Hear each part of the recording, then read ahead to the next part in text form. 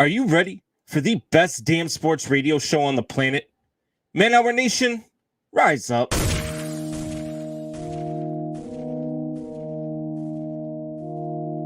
Choo-choo. You don't want to be every time, no.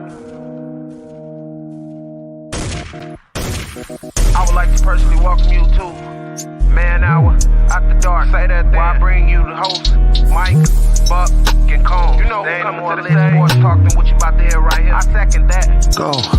You know that it's us when we talking about sports. Giving you facts on the field to the core. Tune in, we need the support. 1 hour too short, then listen some more. On all your stations, not dropping no music. Starts like Adidas, but Nike just do it. Down 4 in the 4th, we go for the win. Michael 2 seconds, we taking it in. Buck, Mike, and Combs, you know what's going on. Man, now we're After Dark, no LA, we the big spark. No 4th and inches, won't cut short. Got the best talking, it's all sports. Buzzing more than buzzer beaters. We coming live all through your speakers, go. What is going on, Man Hour Nation? It's your boy, BC Beastie Brandon Combs, coming to you live on Sunday night.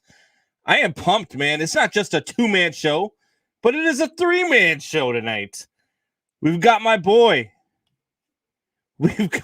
He's backstage. I don't know what he's doing backstage right now, but I'm just going to bring him on. We're going to talk a whole lot of football tonight. I don't know what this guy's doing backstage, but Tori, what is going on, brother? Haven't seen you in a while. Packers win. Packers win. Yeah. The only thing what I expected you to bring to the show. The only thing I'm really irritated about, as I said pre-show, is I woke up this morning. Paul Chryst still had a job at the University of Wisconsin, and I don't know what I got to do to get rid of him, but I'll start a petition. I mean, I'll tell you what. Maybe him and Matt Nagy could go coach at Rice or something next year together. Hey, speaking of Rice, did you see what happened at Rice on Saturday? No. Completely missed it. Sean Taylor, who's the 14th anniversary of him passing away was Saturday. His brother plays at Rice University and intercepted the ball on the 14th anniversary of his passing to end the game, save the game for Rice. Oh, no shit. I know. I completely missed that. I don't know how look at the segue you gave me without even knowing you gave me a segue. Yeah, no kidding. Speaking of not knowing what the hell is going on, we got our boy. He is the man, the myth, the legend. He is my actual right-hand man. He got mad because I called you my right-hand man once. So you got all hurt. So when I brought him on the other night, we were interviewing RC Orland. He lit me up. But this is the man that I started it all with. It is the Soup Boss. Soup, what's going on, buddy? I was waiting for a left-hand man or something like that. I didn't know how we'd get in trouble or shut down right away. I was also wondering if we were going to get some type of joke about like a threesome, like peanut butter to our women threesome type of joke or something stupid that Buck would just be like off to the side all about. That's true. That's true. I was just going to say Dutch windmill. Oh, God. Oh, we're going. Congratulations, everyone. Nice knowing you. YouTube's about to shut us off. I was making a joke, and Tori decided to just kind of toss us right over the boat. So congratulations. It's kind of what Tori does, Soup. I mean, if you haven't found out, I look for that very fine line, and I will run and jump as far over as that bad boy as I can. I'm glad you said fine line and you would run and jump. As the line in the long jump is what he sees it as. Pretty much. He doesn't look at it as a stopping point. For him, it's a distance thing. That's a starting point. I was waiting for you to say something like you find that line and you just jam it in there and you were just going to completely keep going with it. But so nice knowing that if we had any female viewers that they are now gone to the few meathead male ones. Thank you. We've had threesome, Dutch windmill, and jamming it in there, all in the opening segment. I don't know if we can keep going on with these puns, but it's sons watch this show, by the way. yeah, mine do too. And I've got some female viewers from work that watch the shows with their kids, and so we're running it up there. But we got some people checking in already up in the chat. We got Alpha Rob. What's going on, Alpha Rob? I see Drew in there. Drew, what's going on, Rock's Drew? On. We got Rock. Rock is back in the chat. What is going on, everybody? Thank you guys for joining us on Sunday night. Let's get right to it, man. Boat here. And Soup Boss, this is going to be, we're going to get to your boys in a second, but I want to know how your Thanksgiving was. Well, I mean, I told you last week, my Thanksgiving was all by myself, and nobody was looking, drinking beers and sitting on my couch, and I literally watched 3 football games, and then played some online video gaming with my other son, and that was the Thanksgiving. But then Friday was good. Friday had more time with kids and stuff like that, so pretty good. I'm just glad that I kept myself away from work. That's about it. Yeah. See, I'm like you. If I am not at work and I am not on the clock, I do not deal with work. My work phone gets turned off. And I say, if you have anything work related you want to talk to me about, text it to my phone and I will promptly ignore it until I am back at work. See, I'm the opposite. That's why I'm glad that I didn't, get into it. Even though about 15 minutes before the show, I decided to just check it and was like almost like encouraged to start respond to emails. I was like, nah, I don't want to piss off Combs and Tori already. So no, I went up to Green Bay. I was up in Green Bay since Wednesday, and I came back today and then watched your Packers put it to the Rams. Yeah, had to get done watching that, and I got me some nice cronuts when I was up there. I don't know. I'm not sure if you guys know what a cronut is or not. Now we've got cronuts in here, man. We're just really going for the terrible things. It is a croissant donut that's usually filled with, I don't know. It's Green Bay, so it's probably cheese. No. Something made with cheese, baked in cheese, fried in cheese. As you know, we are very Hollander, very German. Dip in cheese. Custard's a big one here. So the first one I have custard. No idea outside of cheese what the hell you guys do in Green Bay. Custard? That's a big thing, I'm guessing. Custard's a big thing, yeah. You do cheese and you waste quarterbacks' careers. That's all you do in Green Bay. Really? Because when's the last time Chicago won a Super Bowl? Oh, here we go. Here comes the NFC North boys ripping into each other. How about my Patriots, though? How's about that? Let's jump into that. We're gonna definitely get into that for sure. What is going on with your New England Patriots, man? Look, I'm starting a new thing. Let's go Brady. I said let's go Brady. You want to piss him off? You want to piss him off? Just say let's go Cardinals. Just do that, Tori. Oh God. Oh God. All I got to do is start talking about the Cardinals. He's a Brewers fan. He's a Brewers fan. He's not gonna chant "Let's go Cardinals." Nah, no. To you. But anyway, no. So the one thing that BC and I have in common is a mutual hate for the Cardinals. Yes, absolutely. So St. Louis Cardinals. Your New England Patriots, I said it was going to take 4 weeks for us to determine who they were. But they went out today, and what they did to the Tennessee Titans, I left that game impressed. I was impressed by what I saw. I was impressed by their defense. I was impressed, more importantly, by their offense, because that defense, look, you still haven't faced a very solid, and that Titans offense is not the same as it is without Derrick Henry. But that defense and the way they that offense and the way that they went after that secondary of the Tennessee Titans, to me was what impressed me the most about this team. And I think that if they can do that to the Tennessee Titans, I think they can do that to the Buffalo Bills. And so that's where I think going into next Monday, I'm really excited to actually watch that Monday Night Football game. I'm really impressed by what I see from the New England Patriots. I said I wasn't a believer in them yet. I said they might be good. They might be good. I just don't know because of the schedule that they've played. And now after seeing them today, like it left me, pretty impressed. I'm excited for next Monday night. I think it's going to be a game. I think for over the next 3 weeks, even if they don't win the games, they're at least going to be competitive. All right, Tennessee. I was going to go. Go ahead, Tori. You do it. I'll take the thunder at the end here as the pass fan.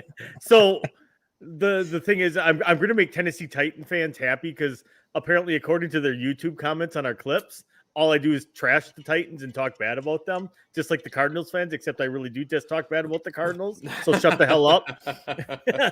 Now, the Titans, this was a good win. It was impressive. It was good, but you were also playing a Titan squad without King Henry, without A.J. Brown, without Julio Jones. Their top receiver was, I don't know, some guy with 2 last names. This was not like a full strength Titans. And that's why I said what the offense did to that Titans defense is what really impressed me, which really swayed my opinion of what the Patriots are, because what that offense did was they picked apart a really good. No, I'm saying what the Patriots offense did to the Titans defense is what impressed me. That Patriots offense, that to me was a question mark. Is Mac Jones really that good, or has he been taking, advantage of playing the Jets and the Houston Texans and all this stuff? This team, it's almost like they skipped the rebuild period. It's almost like they lost Tom Brady. They were supposed to start rebuilding. We were supposed to be able to go to more than 2 seasons without the damn Patriots being good. And here we are. And they're good again. How is that possible? The season's not over yet, Brandon. You how it's possible. Go ahead, explain to me. I've explained to everyone how that was possible. There was a huge poker decision that Bill Belichick made last year, which was to make it a 1-year rebuild. Why? Because they went out with absolutely no cap space. People forget they did actually give Brady an offer, but everyone knew that wasn't going to happen because Brady wanted out. Bill, I think, was done with the whole scenario. But if they signed Brady, they're going to have to make a ton of cap space moves. And instead, Brady not signing, they said, okay, they got Cam Newton in for $1 million. And everyone's like, oh, they'll only give him $1 million. No one else wanted him. And they didn't have that much money. After that, they had like $800,000 in salary cap space. Then half the team goes and decides to get on the COVID list.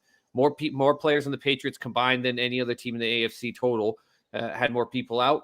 And they had $25.5 million in cap space. I remember they almost beat Seattle. And then Cam Newton had COVID and they went to Kansas City. And everyone was like, man, if Cam was in there, they would have had it. And there was all this stuff like, you now have $26 million in cap space. Go get someone. Go do it. Right then and right there, Bill Belichick realized when I get my key players back on defense, and if I play my cards right, we're going to be just fine. I just need to find the right type of quarterback. And he loved Cam Newton. Like the amount of praise that Bill Belichick gave Cam Newton all the time was insane. It really was. But he also wasn't dumb.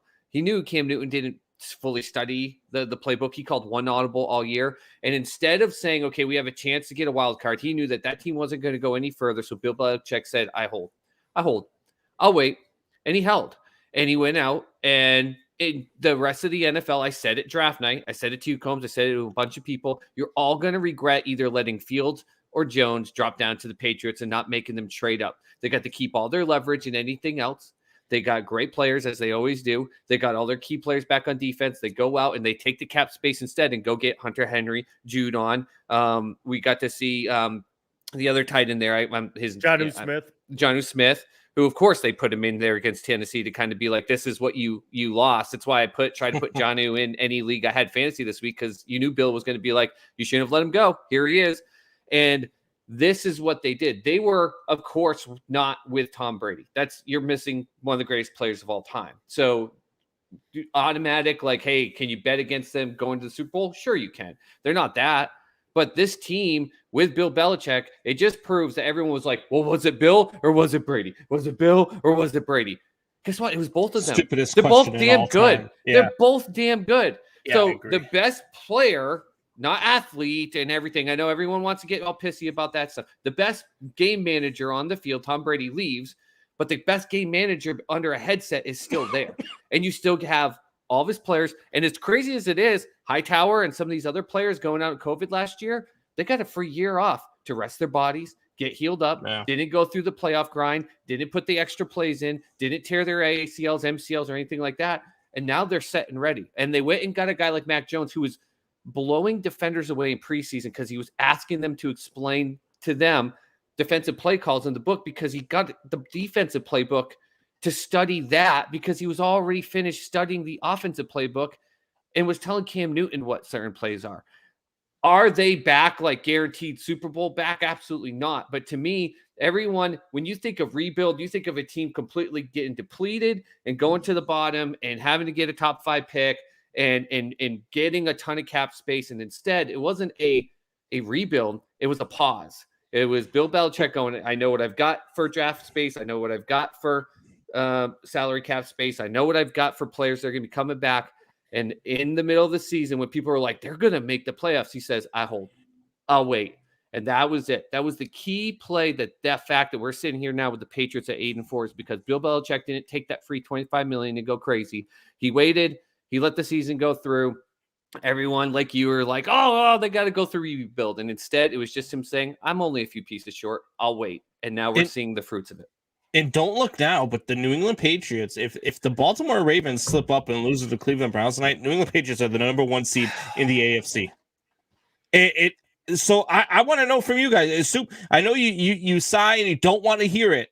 I don't. You don't want to hear it because look, I know what it's like. When you're a fan of a team like for me with the I can't say the Bears over the last few years, but for me with the Cubs over the last few years, I hate them when they're fair or when they're all of a sudden they're winning, and people are like, oh, they're going to be this or they're going to be that. I mean, I know Tori, probably hated hearing it going into the playoffs when I started talking about the Brewers are probably the scariest team in the National League. You don't want to hear that about your team, but it's a fact. If the Ravens lose tonight, the New England Patriots are the number 1 seed in the AFC. Yep. And they're heading into Monday Night Football Showdown next week. They have it for this week because apparently nobody wants to hold on to it for more than a week. Get ready for the conspiracy birds to come out, by the way, like crazy, that the refs are going to get paid to make sure that the Browns win tonight so that NFL can sell the Bills Patriots for the number 1 seed. But it's going to happen if the Browns we all know all the refs are paid by Green Bay anyway. But anyway, Are the New England Patriots going to win the AFC East? I'm not going to ask about the AFC. Are they going to win their division? Are they going to win their division? Yes, I think they are. They just have to split with the Bills. Be competitive with the Colts. I said they had to split these next 4 games. They split the next 4 games, including a split with the Bills. They can easily win the last 2 games. And then they walk out with about 11 or 12 wins when I was expecting them at best at 10. And that's enough to win this division because we've seen from the Buffalo Bills, the difference is that the Buffalo Bills, when they've lost bad. The New England Patriots, when they've lost close. It's a big difference right now. And that this team understands what it takes to win.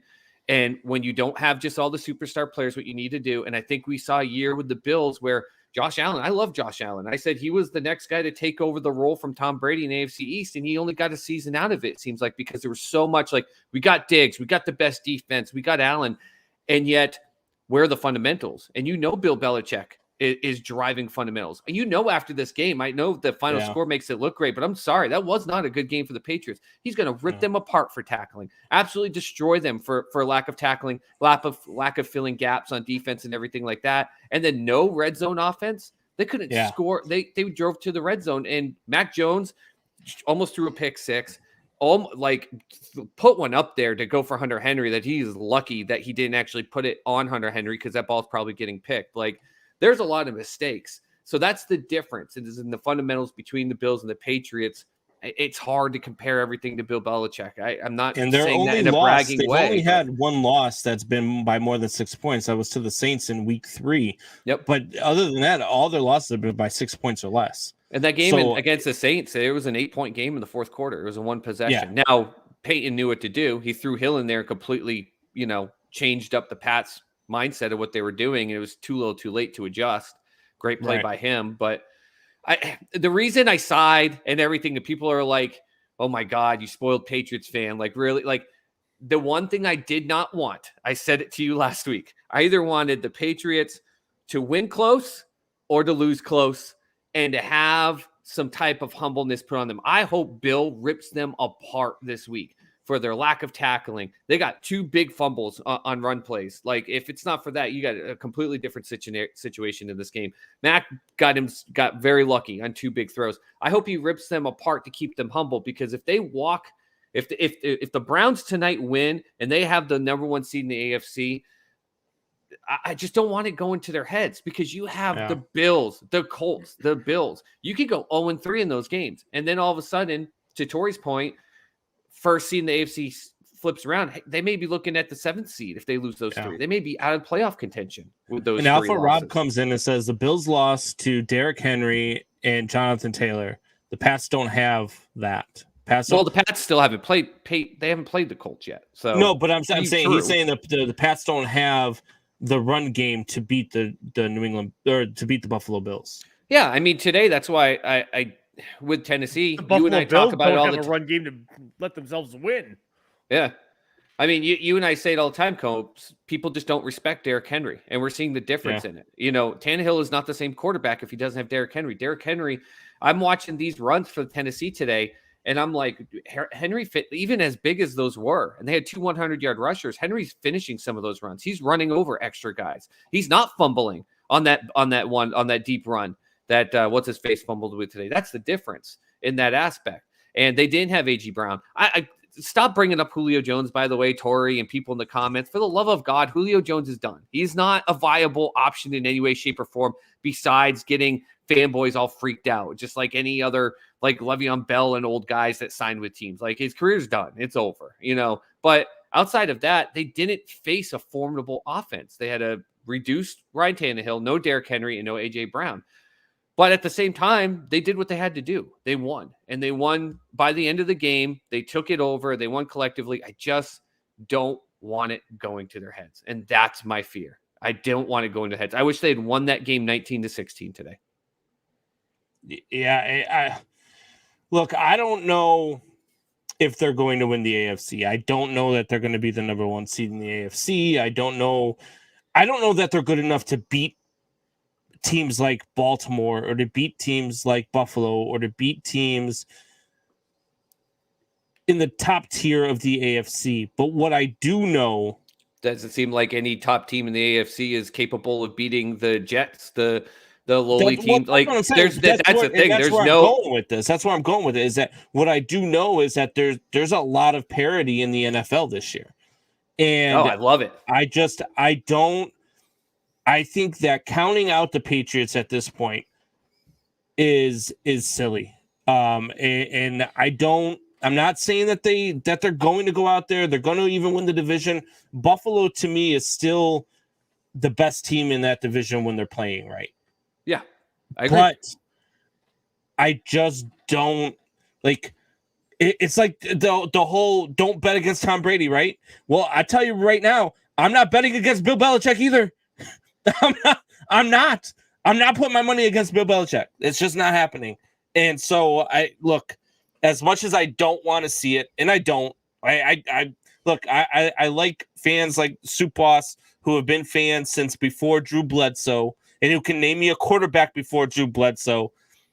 But I would say a good 70% of New England Patriots fans don't know what football was before Drew Bledsoe. And that's what drives me nuts. And that's why I don't root for the Patriots. That's why I don't root for the fan base, is because a majority of their fans have only been around since they've been winning Super Bowls. And they just want to yell at you all the time. I don't want to see them do it anymore. But I really want. I completely disagree with that. And we talked about this last week, Soup Boss. We talked about it before. I really, really, really, really, really want a New England Patriots versus Tampa Bay Buccaneers Super Bowl this year. Told you it would be the highest rated NFL game in the history of the sport. It would. No, or nobody would watch because everybody hates both. Opposite. No, everyone hates them, so everyone would watch it. Everyone wants to see the spectacle. Are you kidding me? It before this past Thursday game with, by the way, Dallas and Oakland just shattering rating record. I don't know if you guys saw that. The highest rated NFL game since 1997 Las Vegas, was by the way, not Oakland anymore. Oh yeah, Las Vegas. Sorry, but Patriots Bucks was the highest rated game since 1997, and then Vegas and Dallas broke it here. But I mean, if that's the Super Bowl, come on, it is just you're gonna have lovers, haters, don't carers. You're gonna have every person that's like, I don't know anything about football, but Tom Brady is so handsome. Like it's gonna have the whole world is gonna watch that game. I would not watch that game. And it would be, yes, it would be. You're lying through your teeth right now. You are full of shit. I'm telling you right now, I would not watch that game. It is. You are a disgrace to a sports fan if you would not watch that game. Are you kidding me? Because I hate the Golden Child going back to the Dark Empire to try to defeat the Sith Lord. Tori, did you watch the World Series? What a joke, Tori! You didn't watch any of the World Series. I didn't watch one game in the World Series. We can't be friends anymore. I don't know. Are you a sports fan or are you only just a Green Bay fan? No, I'm a sports fan, but if I don't like the teams, I don't watch it. If you don't like the teams, you don't watch it. So only the teams you like, you watch. That's it. I only watch you're on a sports show talking sports with guys about things that we talk about in the whole league, not just the Patriots and Bears, but we talk about, and you only watch the teams that you like. That's it. Like right now, the Browns and Ravens. I have that on. I have that on in the background here. So I'm guessing you like one of those teams then. Oh, I like the Browns because they're lovable losers. They're lovable losers. So now you're like Drew. You've got you watch 28 teams in the NFL. So you like 28 teams in the NFL, but there's 4 you won't watch. No, but I'm saying like I could care less about the Astros. Just kidding, Drew. We love you. I hate the Braves. So why would I watch them? I can't stand the New York Yankees. Oh God! No, I'll give you one better. I can't stand the Sooners and their fans, and I live in the middle of Oklahoma, and yet I watched every damn minute of that OSU game because it was a damn good game. Who cares? Like how good the Atlanta Braves are, how young and exciting they are to watch with Ozzie Albies, the whole thing. Joe with Jock Peterson, and like how do you not like? How did you not want to watch that World Series? I mean, you got Carlos Correa, you got Altuve. Granted, they're Astros and the whole cheating thing, blah blah blah blah blah. A bunch of Astros. But like this was probably one of the more exciting World Series to watch because of all those aspects. Of the Astros? Did you watch the Astros and Dodgers in 2017? Nope. You missed one of the greatest World Series of all time. How do you did you watch the Cubs in Indians in 2016? So you just watch SportsCenter highlights? Do you even watch SportsCenter highlights? You missed or do you see them and go, I don't like it? I don't even watch ESPN. Oh my God. Tori, you know how much I hate the Cardinals. Like I will watch the MLB the St. Louis the NFL Cardinals Network, NBA TV, or I the hate the NHL St. Louis channel. Cardinals with every fiber of my being. I hate the Cardinals. I've seen them win the World Series twice. Like it sucks, but I still watch. What do you mean you don't watch? If I don't, why would I watch something I don't care about? Why would you watch the Super Bowl? It's the Super Bowl, Tori. It's not a random Tuesday night game.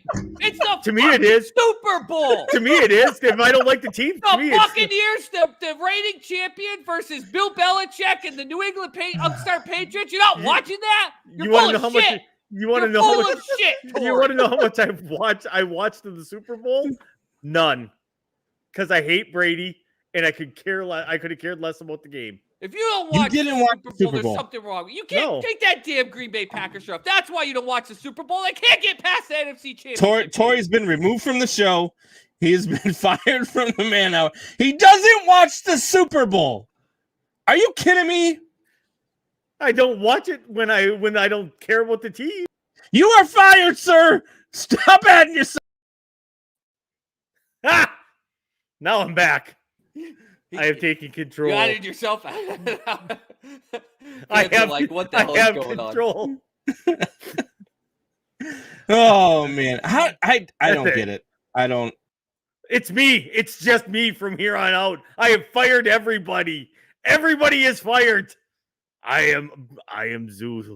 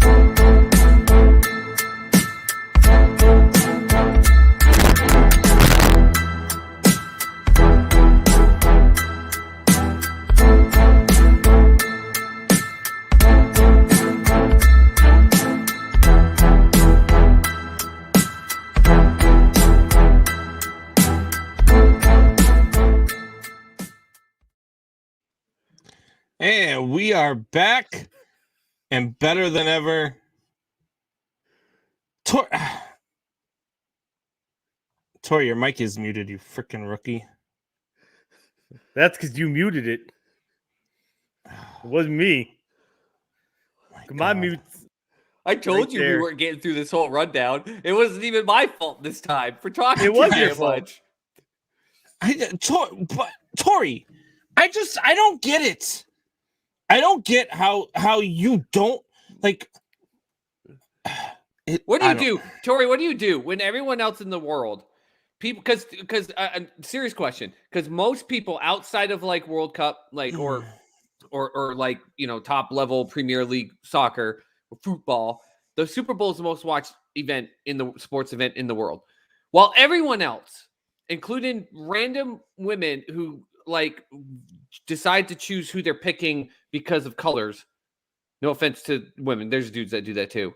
What are you doing, Tori, while everyone else is watching the Super Bowl and you're not? Whatever. Because of the 2 times the Packers have gone in the last 25 years. What are you doing? Probably doing like my normal old person stuff, going to Costco. Doing whatever. We just Tori, there is no 2 fan bases in this world I can't stand more than Packers and Patriots. Packers and Patriots are 2 most I hate both of those fan bases. But my thing is you were missing the point. If the Patriots played the Packers this year in the Super Bowl, I would watch. Well, I would watch it too because the Packers are in it. Oh my god! But I'm saying I would watch it. The 2, I hate both of them. I would hope that the stadium would implode, but I would still watch the game. I just Buck, I didn't have cable. I couldn't watch Dancing with the Stars before this year. I don't know where to go from here. Like, we're doing a sports show with someone. We talk sports all. No one's going to trust anything that's said. That you don't even Green watch Bay. Sports, Tori. I don't watch teams I don't like. I follow it. I look at the stats. I watch everything on my phone. I just don't want to sit and watch those garbage teams play. Those garbage teams, the 2 teams that make the Super Bowl, who happen to by record and by play are not garbage. I don't want to watch those garbage teams. I'm going for the weekend specials at Costco. I know. I get it, Tori. You're tired. You're still angry from the NFC title game 2 weeks prior, and your team losing year after year after year in the game. I don't understand how you don't watch the Super Bowl. I did wake up in the bathtub after that game. Oh my god! Were you missing a kidney? Like what the hell are we going with this story? 17 or 18 beers in a 3-hour stretch. Oh, what's next? No, but I don't. We talked about the Patriots. What's next? Well, if we get to Green Bay or like Wisconsin, absolutely just like imploding. All right, we'll ask Tori about. Oh no! Did you not watch the Badgers on Saturday? Because that team completely freaking imploded. Let's talk about nobody watched. Oh, I did. Because even though I don't like Wisconsin, I still watch damn good sports on the freaking. It's sports. That's what we do, Tori. All right, so we had football on Thursday. Tori probably didn't watch because he doesn't like any of the teams, and it was Thanksgiving. So Tori's out of this conversation. But Soup and I watched these games, and the Bills just they dominated the Saints, a Saints team that is without a quarterback, and they went out there and dominated. It sets up this Monday night matchup coming up next week. With the Bills and Patriots, going to be for the division lead, might even be for the number 1 seed in the AFC. All sorts of things to set this up. Are the Bills ready after this win versus the Saints? Yeah, they are. You want to know why? Because they're ready to prove that they belong on top of the AFC. So this is what they've waited for. And like I said, last year was kind of like a weird off year for the Patriots. And the Bills proved they were good. But damn well, you and I, Combs, we're competitors. I don't know if Tori knows how to compete with anyone he doesn't like, but we're competitors. You want to be your best, and you want to win. I remember a team I was on that we went to the League World Series, and we dominated, and we went through undefeated, but we didn't play anyone that was like highly competitive. And then the next year, we lost 3 games, but we were more excited about that year because there was 2 teams that were just like the juggernauts because we got moved up a league and we wanted to own them. Then we wanted to play. We wanted to show them that we were here to be able to do this. And there's so many other examples of that throughout my high school and semi-pro stuff and everything. The Bills want this. They want to be able to prove that they didn't win the AFC East just by the lack of Patriots, not having Tom Brady there anymore. They want to smack Bill Belichick and the Patriots in the teeth and go, no. Nice try. This is our division. We took it over, and we're going to prove to you that we own it. Damn right they're going to be ready for it. Damn right they're going to be ready. And they're going to come in ripping and roaring. Maybe that works to Bill's advantage to try to set up some game plan, but Bills are going to be ready. They're going to bring it. Yeah. So, Tori, I know you didn't watch this game, but the Bills were, they were really, really good. They won by a lot of points. They put up 31 points. The offense looked like they were clicking on all cylinders. And, do you have any take on this game other than you don't like the Bills or the Saints, so you didn't watch? No, or do you have an idea? See, now I have a vested interest in that game because I have Stephon Diggs on my fantasy football team. However, It was Thanksgiving. And I will tell you, I was asleep by the time that game started. I was in bed. I was out cold. That was a snooze fest of a game. Out of the 3 games, that was the most boring game. That was more boring than the Lions game. Stop it. It was? That Lions-Bears game was atrocious. That was at least it was close. You had no idea who was going to win that game. That was no, you win. No, you win. No, you win. Yeah, you had no idea. Yeah.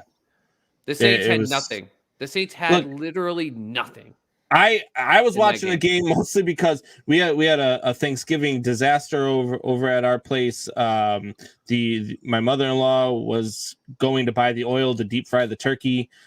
She bought a 3-gallon jug of oil when we needed 7.5 gallons of oil. So when we went to go fry up the turkey, we realized at 3:30 that we didn't have enough oil. And so we ended up having to put the bird in the oven. We didn't eat dinner till like 8:30, 9 o'clock at night. So by that time, we were already in the third quarter of the Bills and Saints by the time we were eating our dinner. But I was watching the game. Look, it was a good game. The Bills looked like the offense was finally back to scoring. This was the offense that was scoring 30-plus points on opponents earlier in the season. And then, in the last 3 to 4 weeks, they seem to have lost a little bit. But it looks like they found it again, and it looks like they're ready for New England. They did lose Trey, off that side. It's a huge loss. Such a huge loss. Huge loss for the Buffalo Bills. It's going to sting. But the Buffalo Bills are deep, and the Buffalo Bills are good. This is going to be the New England Patriots' toughest test. This is going to be their first real true test this season, is going to be this Buffalo Bills defense. And I'm very interested to see how it plays. How does Mac Jones play in the Monday night game, prime time, division on the line? How do you perform? That type of stuff. A lot of interesting stuff, but I definitely think that the Bills are ready.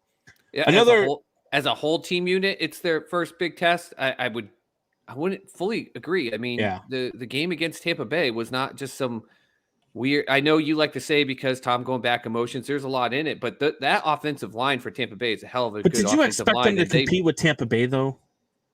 Yeah, I expected them to do well. Did I expect it to come down to a field goal at the end? No. Right. But I was predicting within 10 points, touchdown and a field goal. Yeah. I thought that they had the ability to because they were putting some good stuff together already.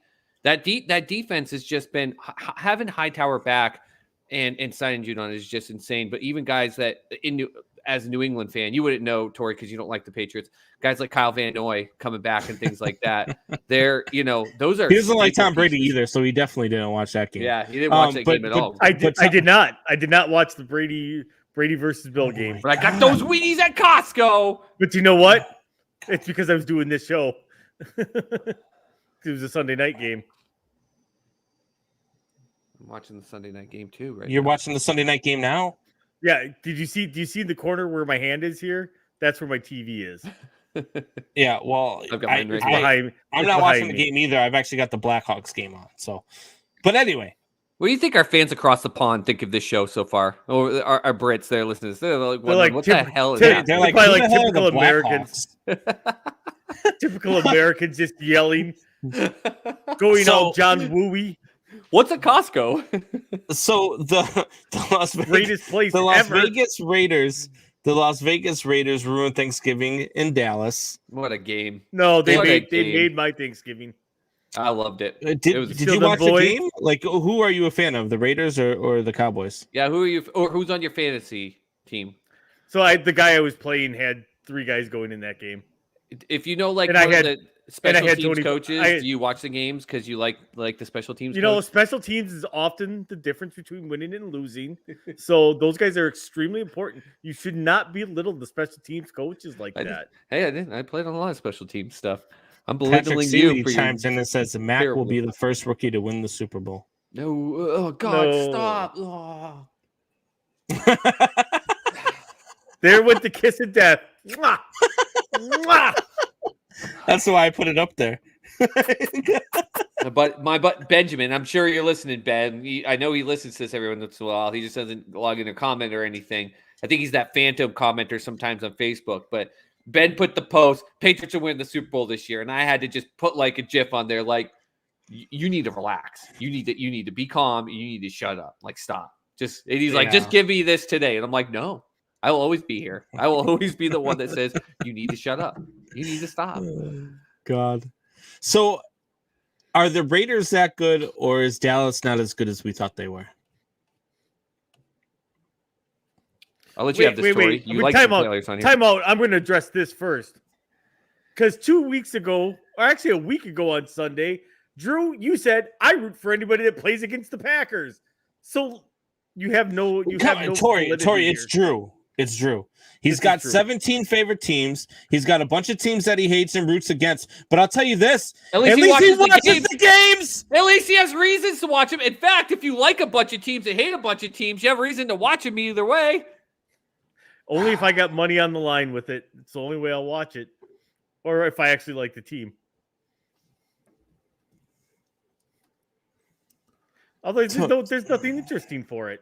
Tori, are the Raiders that good, or is Dallas not as good as we thought they were? Dallas is not as good as we thought they were. You know why? Because I've been saying it since week 1. Their head coach is trash. I had to watch the guy for the last 3 years in Green Bay call the same plays that he was calling for the last 10 years. The guy can't adapt to today's NFL. He is terrible. As soon as teams catch up to him, and he's down Amari Cooper right now. I'll give him a little slack because he's down in Amari Cooper.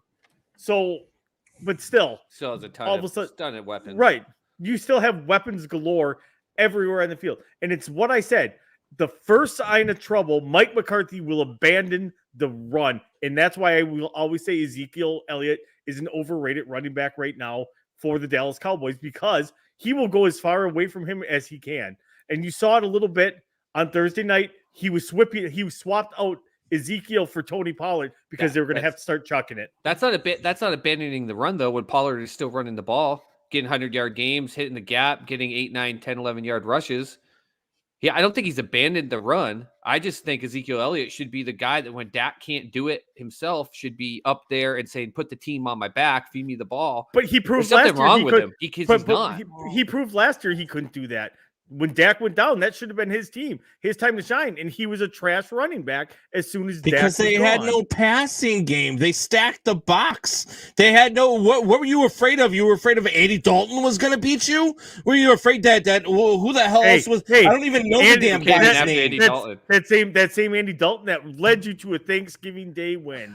You have no. You shut your freaking mouth right now. You are not they even a Bears scored fan. 16 points against the 09-1 Lions. You have no appreciation. 16 points.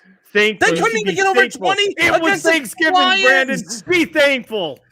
For all of our listeners on Good Pods who may have been downloaded this episode and have headphones on, we apologize for the damage done to your eardrums in this episode.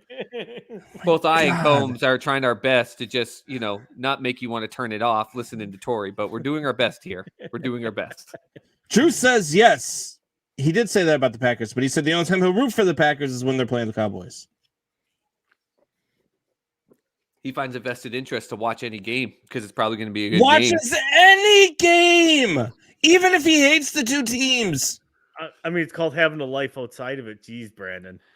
A life? You go to Costco, Tori. I love Costco. You shut your whore mouth about Costco. People that go to Costco go there for the khaki short specials for $6.99. Oh God, you in the 4 different colors. You do not go there to buy clothes. Costco, that's a life. I'm not saying it's wrong to Sam's shop at Costco, Club, but baby. it's not have a life. It's a way of you life. told us that what you do when the Super Bowl is on is go to Costco. God. Yeah, if I don't like the team, screw that. Why would you watch something you don't care about? Oh my God. Because I like sports. I Well, hate I do OSU too. and Hey, OU. hey, But I love that game. I love that Super- damn game, and I love Super- watching OSU and OU go back and forth with each other and play a damn good football game. Why? Because it was damn good. It's sports. That's why we enjoy it. We like it. So we like let's to talk watch some good sports. events. You and I, let's talk some sports here. How do the Cowboys rebound, Sue? We would ask Tori, but he doesn't know because he doesn't watch them.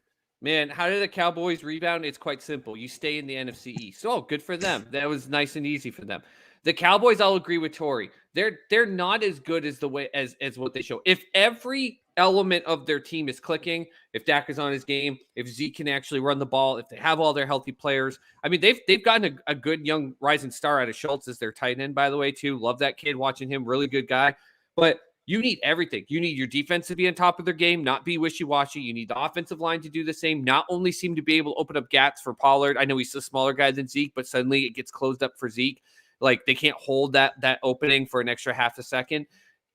They have to be able to click on all cylinders, and they can't. They just can't do it. I've watched almost every single living in Oklahoma. Dallas Cowboys are on all the time. I've watched nearly every single one of their games. And even the games that they've won and dominated, you watch them and you go, against some other good defenses, they're not getting that play, or they're not scoring that, or they're not getting that gap. They're not that good of a team. They benefit from being in a complete trash division. Absolute trash. I love being an AFC East fan, and people talk about how trashy my division is as a fan, and yet the NFC East is just hot, flaming garbage. And we saw it from Philadelphia this weekend, where we thought, hey, they're gelling, they're getting better, they're starting to get, and they just laid a goose egg against the Giants. The Giants look good, but really, they only scored 13 points. Those two beat each other up for a 13-7 whoop-de-doo game. Unless you're a fan of either team, I guess it'd be the only reason you watch it, but that's the what's going to benefit. Just making my point. I was making that as a joke towards you, you freaking fool. Sarcasm. Do I need the sign? Yes. They play in a hot garbage division. That's what's going to help them, is that they're going to face those teams later in the year. Man, I would love to see them just implode, and like the Washington football team find some way to go win this division at 7-9-1 or something crazy, or I don't know, but it's not going to happen. That's what benefits them. What we're going to see, Dallas is going to walk into these playoffs, and unless that whole team is clicking front to end, top to bottom, we're going to see everything Tori was talking about with Mike McCarthy.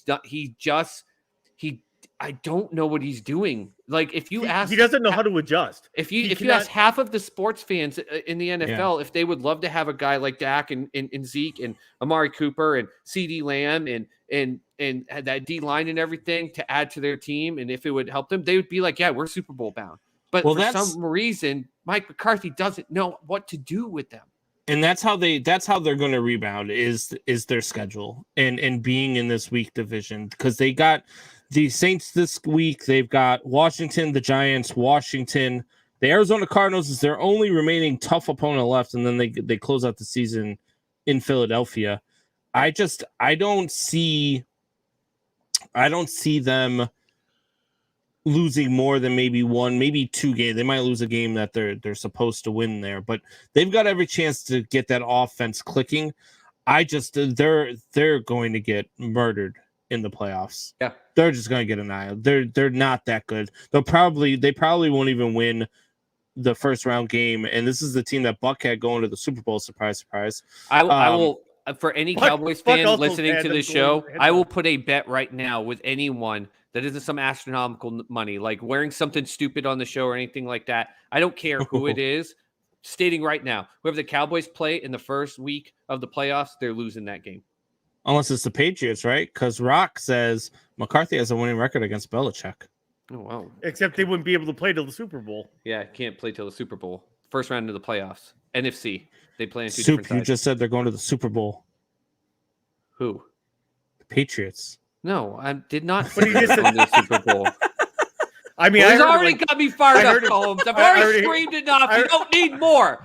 I've already thrown heard- you up and down a room on plenty of broadcasts. You don't need to be pulling this crap all of a sudden just because my blood is pouring out of my eardrums right now. You can't see it because of the damn hand drums because Mr. freaking Costco doesn't watch the Super Bowl. But we got him on the show. All right.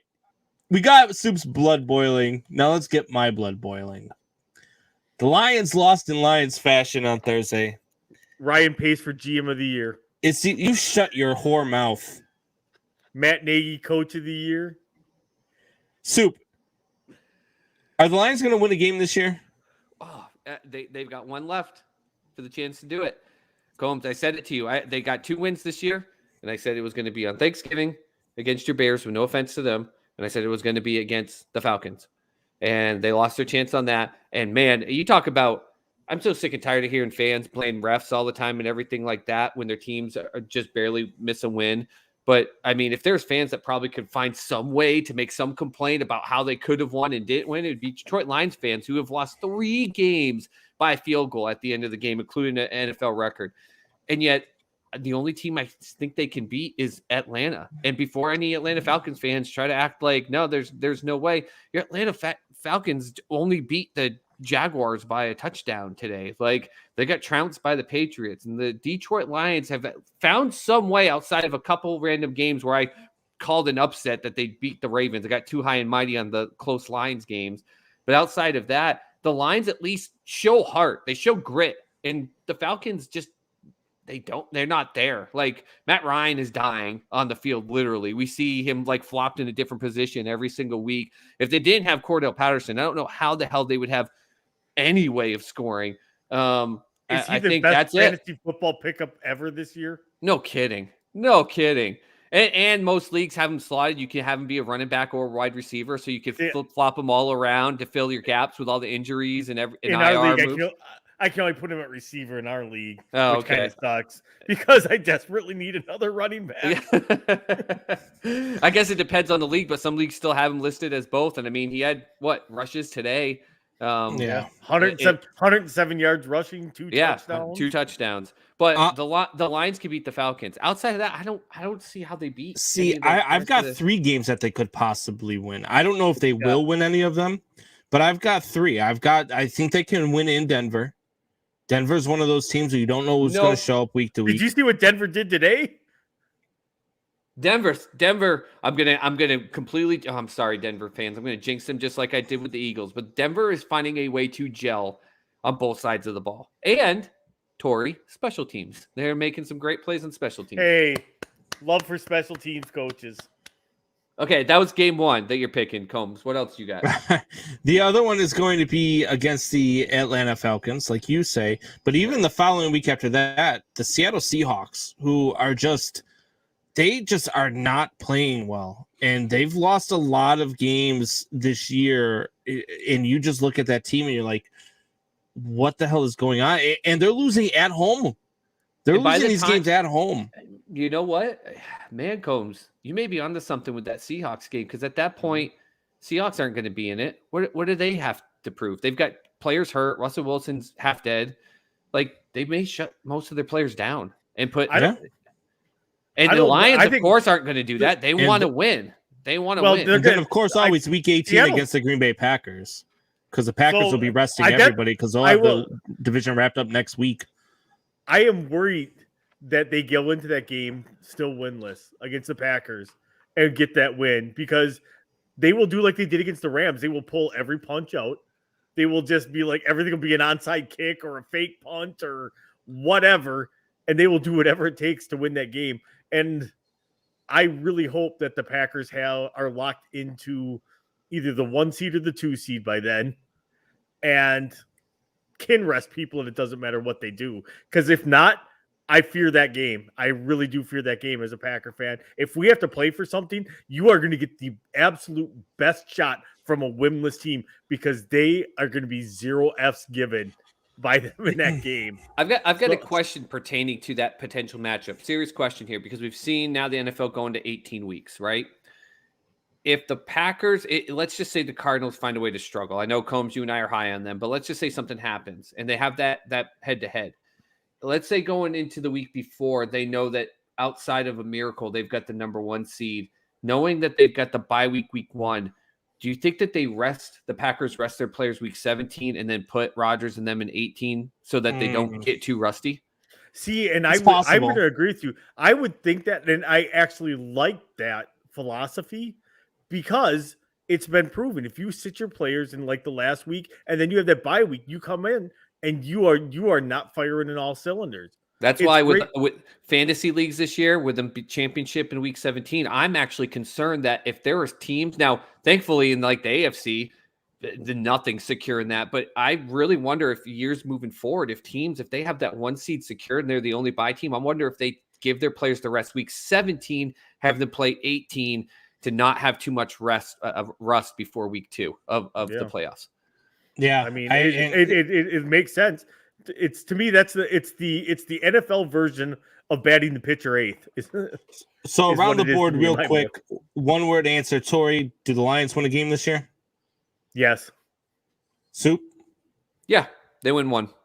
I'm going to go on a limb and say no.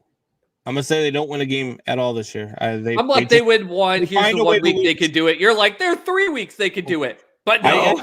They just find a way to lose. That's what they do. They could win 3 of those games, but they just find a way to lose.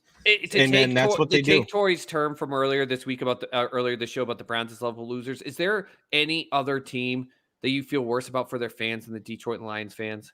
Like, I know you both are NFC North people. I know. I shouldn't have asked you to. But seriously, well, no, I do. Like, I would tune in if the Lions made a Super Bowl. I would watch that one, and I would pull as hard as I could for the Detroit Lions to win a Super Bowl. I want the Detroit Lions to win a Super Bowl in my lifetime. The Chicago, I hate you, Tori.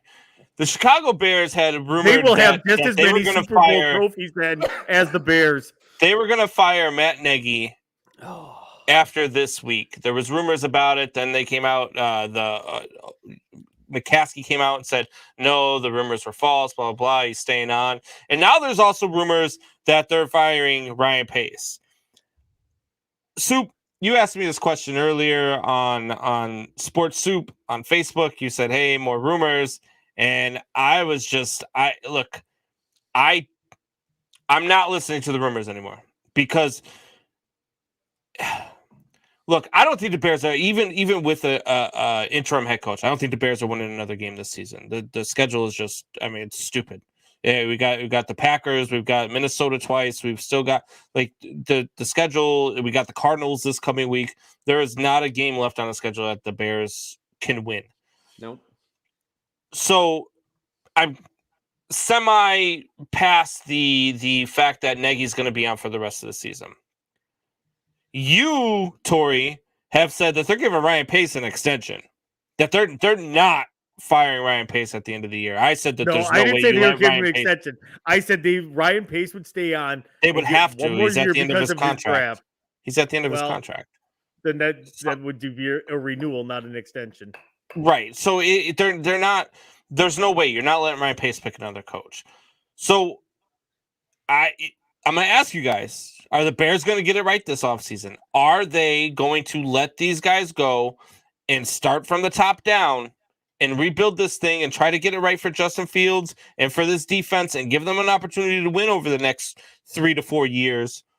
Or are they going to keep one of these two buffoons or both of these two buffoons and just totally make me actually climb that bell tower? The bell tower. I just don't see if there's any way. I say this as if I want to give them credit for their ability to think through things when they've proven, no offense, Combs, they can't. I agree with you. I just don't see how you just don't say, okay, we tried. We gave both of these individuals their own team that wasn't from the coaching staff before, their ability to do things they should have done. They snuck into the playoffs last year, but like, how do you watch what's happened and not make the move? It's going to be, you and I talked about it, Combs. Do they make the right decision in finding a coach that's going to know how to manage that whole team? And are they going to give him the leash long enough to be able to make it his own team and find a GM and allow him to get a QB coach that can work directly with Fields more, and to get a GM who says, listen, ownership, let me make the decisions here. That's my concern. Do they replace them? I think so. Are they going to make the right decision in replacing them?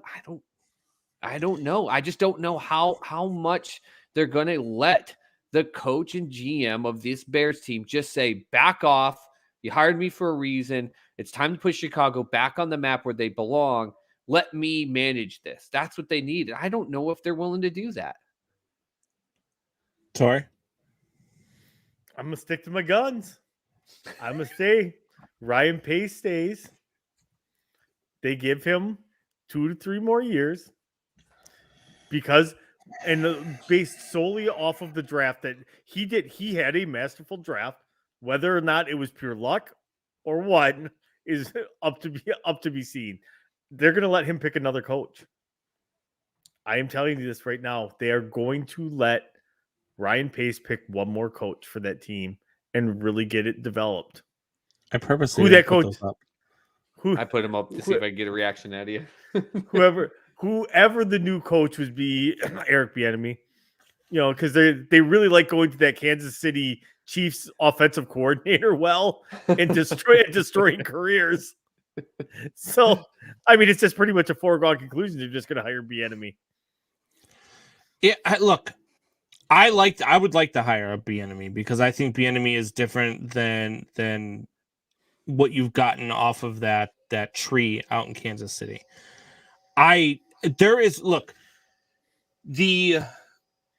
The Chicago Bears,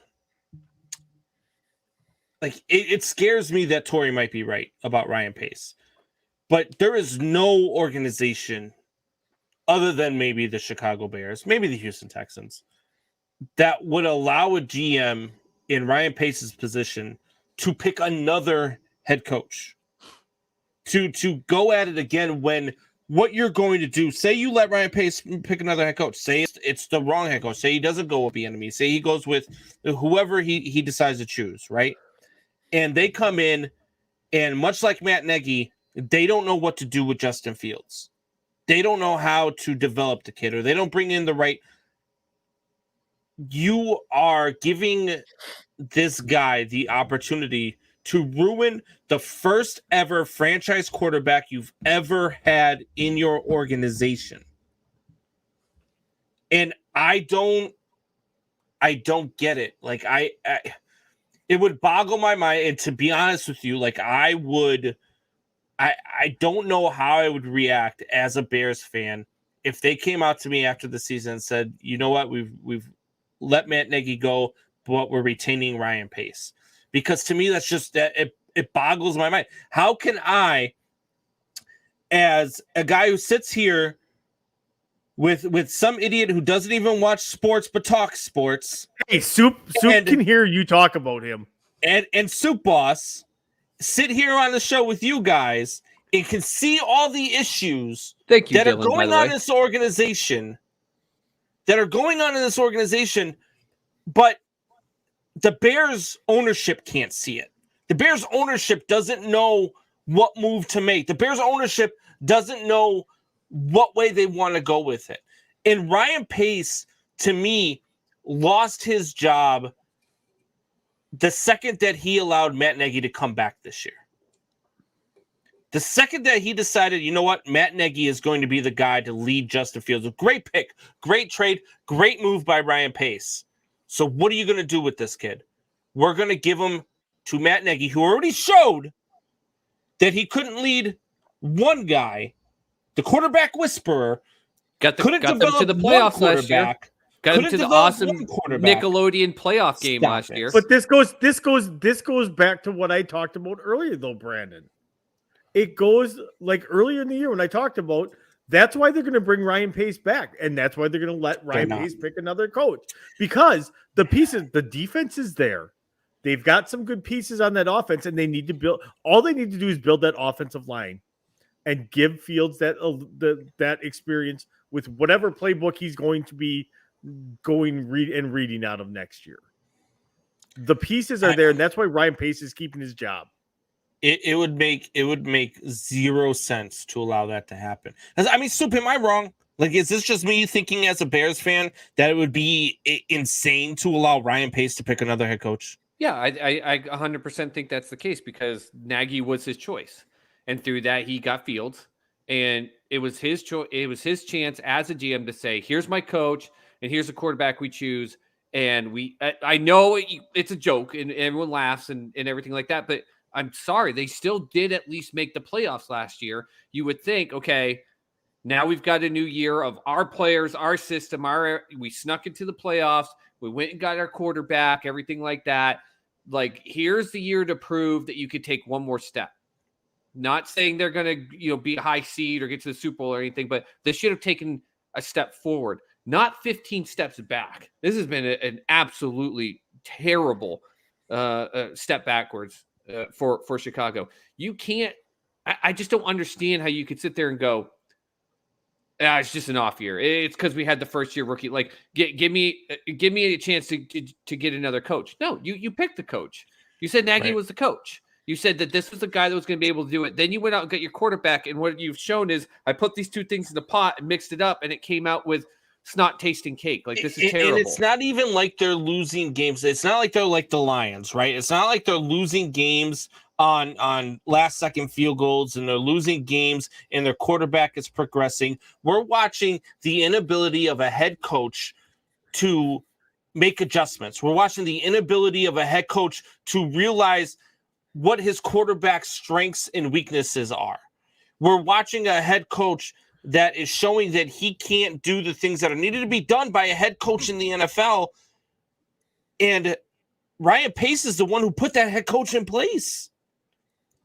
And this is his second head coach, by the way. This is the second one that he's picked in his tenure. And who is his first one? John Fox. I would take John Fox back in a heartbeat. What Ryan Pace did to John Fox, that should have been the time that they fired Ryan Pace. When Ryan Pace went out and got Mitch Trubisky, but didn't even tell John Fox. John Fox had to read about it on his phone when he got the freaking the ESPN update as to who the Bears drafted. That to me, that is just horrible. That is horrible leadership shown by a GM that you put in place that said this was his guy. Mitch Trubisky was his guy. We don't need Deshaun Watson. This guy's going to be better than Deshaun Watson. That call, by the way, for him over Deshaun Watson, do you remember why they drafted him? That wasn't because of the GM. That was because the owner of the Bears went to the senior game, fell in love watching Trubisky in the senior game, and said, "That's my guy." Again, let's be honest, Soup Boss. That's my because point. The owner of the Chicago Bears went to that game and saw that they had a black quarterback or a white quarterback, and they chose the white quarterback.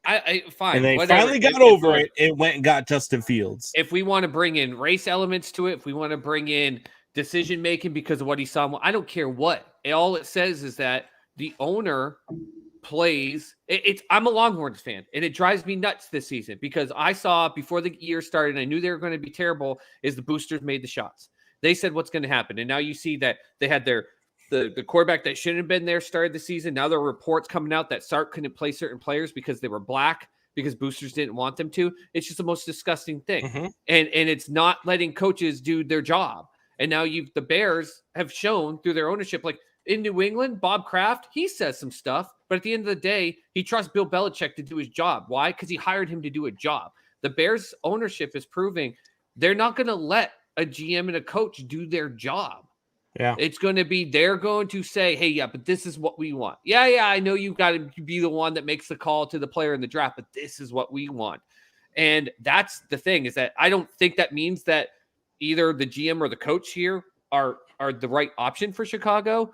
But my fear is that they're going to let them go and just bring in two other meat puppets to stand in those two places so the ownership can say, this is what we're going to do, and this is what we want to do. And until they change ownership there, or those owners can get out of their old plantation ways of mode of thinking and step the hell out of the way and let the people that they hired do their job and stop micromanaging, it's never going to change.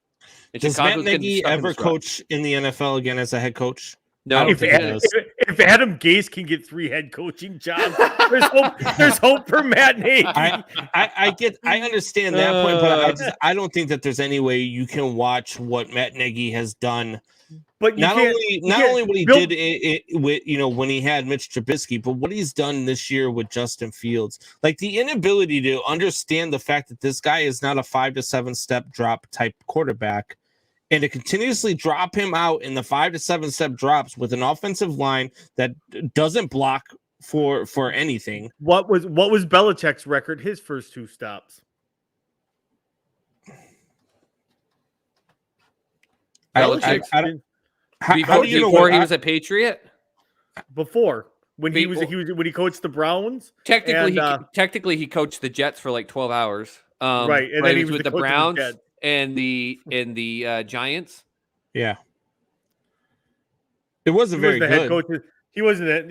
With the Browns, he was a terrible head coach on his first gig. Terrible. Don't make my evil Sith Lord loving ass put the facts on you about why Cleveland made the hugest mistake of getting rid of Bill Belichick as he was coming through his coaching tenure, including getting them to their last playoff appearance in his last year there. He was on the way up. And you know what? It was Super Bowl or bust for Cleveland, who felt that they should have been there. And so they got rid of him because he got a crap team to the playoffs and was building them in just a few years. He wasn't a terrible coach. It's just that he didn't go in and win a Super Bowl, but he got them to the playoffs, and that wasn't good enough. I knew I would touch a nerve with that one. I just brought the facts on it. That's all. Which is good, but still, he wasn't. He wasn't. Yeah, maybe you should have. But thank God, Buck. But my thing is that Mac Jones is sitting behind Cam Newton this year for that rookie season, huh? We all know. I mean, I'm all on board with. I'm all on board with sitting a rookie QB. Yeah, well, Mac Jones is proving you to be stupid again. But the thing is, we've already proven that to be a stupid theory. With any other coach besides Belichick, he's probably not having the success that he's having. I agree with. I said Mac Jones going into New England was the best fit for Mac Jones. The same success, no, but I think that on any of the other teams, if given a chance compared to the other rookie quarterbacks, he probably is. Probably outside the comparison, people are forgetting about. I know because it's Jacksonville, but Trevor Lawrence is putting together quite an impressive rookie season down there on just a joke of an NFL team. Yeah. I almost think that if you put Trevor Lawrence on the New England Patriots, you may be seeing them sitting right now at like 10-2. Like I'm not trying to like overblow Trevor Lawrence, but man, he's doing some good stuff down there in Jacksonville. He's impressing a lot of people. Now I'm going to bring up my favorite player in this draft that I love to talk about. And that's Zach Wilson. Zach Wilson's a prime example of why you shouldn't play a rookie. Well, he was a joke. He was a stupid pick. I was so happy that the Jets picked him. I said it before the draft started. That's going to be a waste of pick, whoever gets him. And I was saying if he was the only quarterback left at 15, I pray to God that Bill Belichick pulled a Bill Mood and traded that pick away for like 15 other round 2 through 6 picks and then just went through the draft that way and picked a 3rd round quarterback because Zach Wilson in no way, shape, or form ever impressed me before this draft enough. He played some flashy games at BYU, but did not have the skill set to be an Mark NFL the time on that. Me and Soup agreed on something. I know. Soup, I don't understand, because I don't agree with you with the Trevor Lawrence thing. I don't agree that he's putting together impressive, even with I know that they're garbage down there, and I know it's a bad team, but the guy's only completing 58% of his passes. He's thrown more interceptions than he's thrown touchdowns. What's impressive about that? Trevor Lawrence is doing it goes beyond just the stats, and you got to actually read some things that opposing coaches are saying, opposing coordinators are saying. Teams coming in and studying the Jaguars before they play him are saying it's his field composure, it's him calling audibles on the play, it's him placing players in positions that are out of position, it's him reading defenses. But is that still part of people still just being in love with him because he's Trevor Lawrence, though? No. Because what better way than to prove that a number 1 pick is a wasted pick. Like when other coaches are saying, hey, like he's got the skill set. And remember, we're thinking about Mac Jones at 8-4. And even though I came in here completely destroyed the conversation with Buck and Tori about you sit them the first year, you don't. Rookie quarterbacks still are not going to be highly successful. The Peyton Manning aspect. What happened? And before everyone loses their minds, I'm not putting Trevor Lawrence and Peyton Manning in the same damn category. So everyone relax before I make this next statement.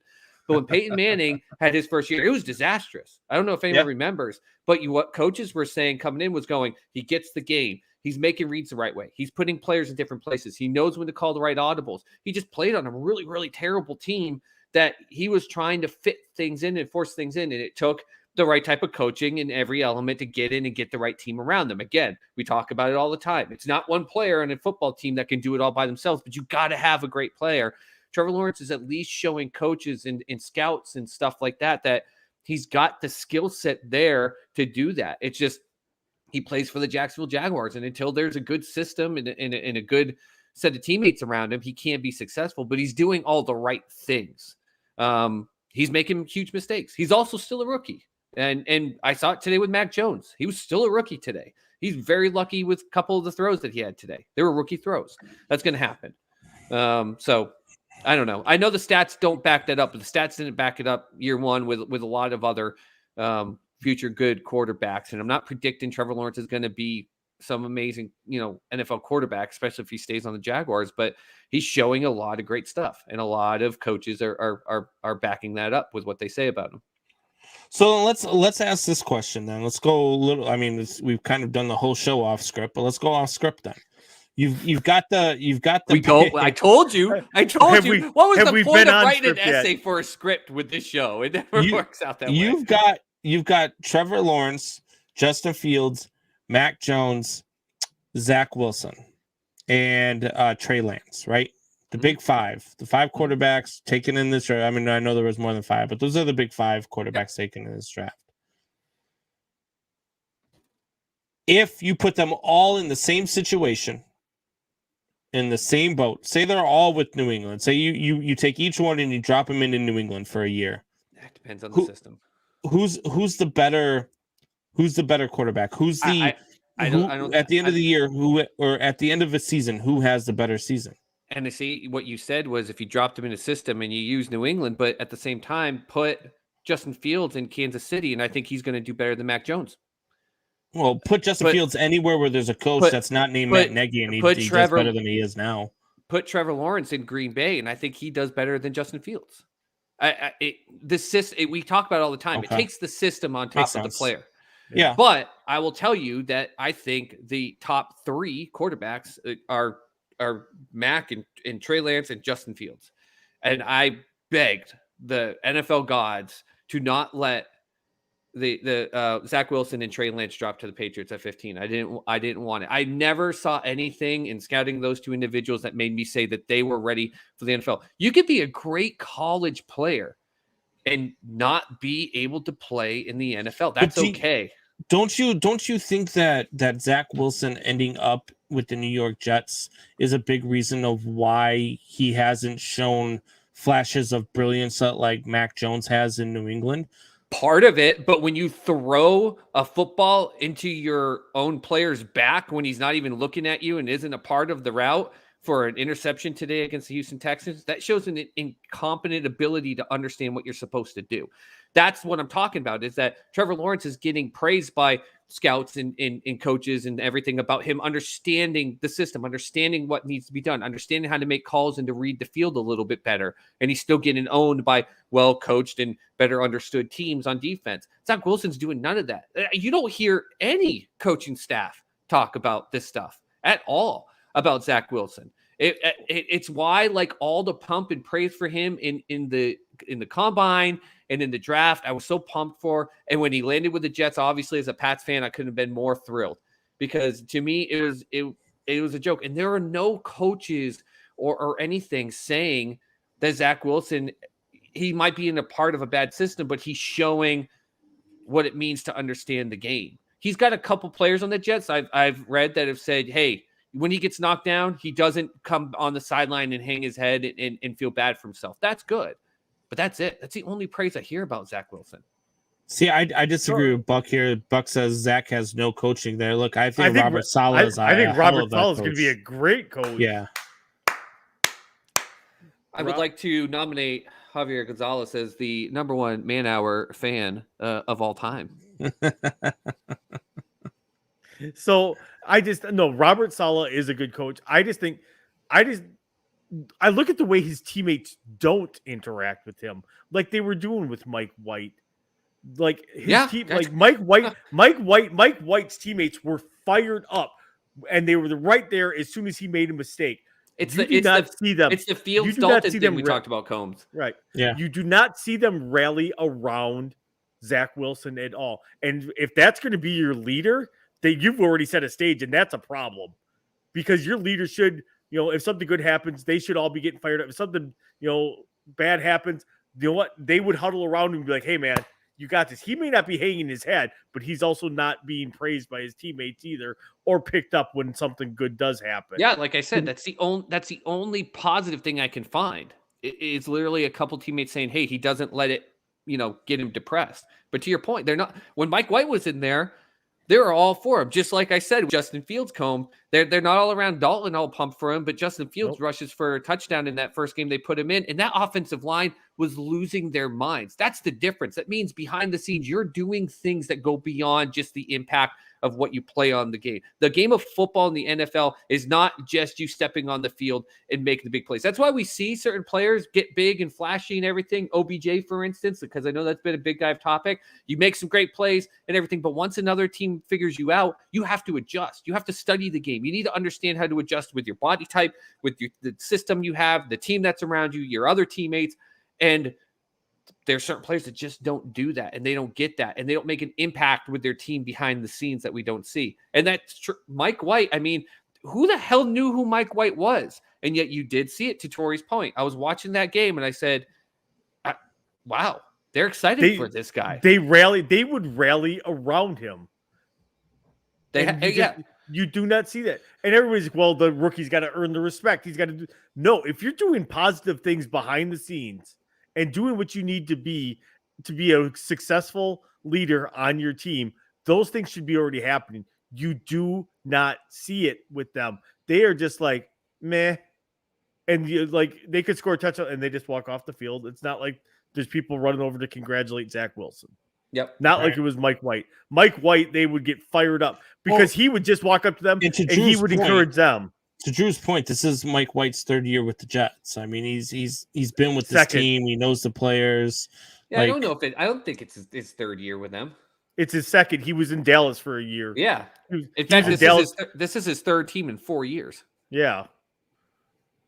So in 2000, actually, I take that back. Last year, he was in Dallas. Mike White was, I think. Time to do some because when Cooper Rush, make me look foolish, Drew. When Cooper Rush, because Cooper Rush got cut by the Cowboys last year, and I think that was the spot that Mike White took, I think, in Dallas. Yeah, but it's Zeke's fault, not Cooper Rush. Jeez, I'm Crow. Oh, well, let's take another break, and when we get back, we're gonna get into some way or no way. Soup's gonna fact check some stuff. Tori's gonna not watch some teams that he doesn't like, and I'm gonna go pee. We'll be back. Let's go, Brady.